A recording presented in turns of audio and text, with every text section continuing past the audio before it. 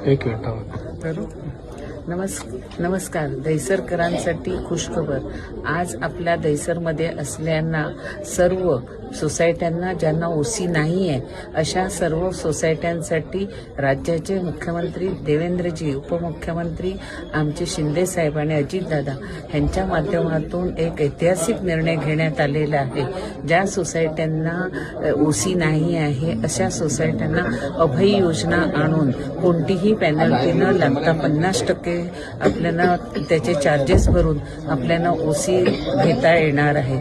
त्याचप्रमाणे उपनगरामध्ये असलेल्या पागडीच्या बिल्डिंगना सुद्धा संरक्षण देण्यात आलेले आहे. पागडीच्या बिल्डिंग आता पुनर्विकास करता येणार आहे. त्याचबरोबर मालकाला सुद्धा संरक्षण दिलंय. ही ऐतिहासिक निर्णय आज झालाय.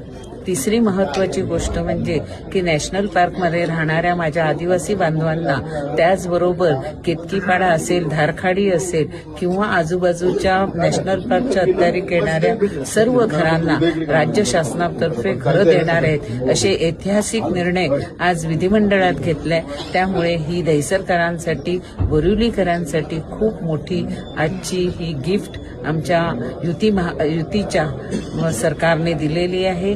त्याचं मी स्वागत करते आणि मुख्यमंत्री आणि एकनाथ शिंदे साहेब यांचं मनपूर्वक आभार मानते.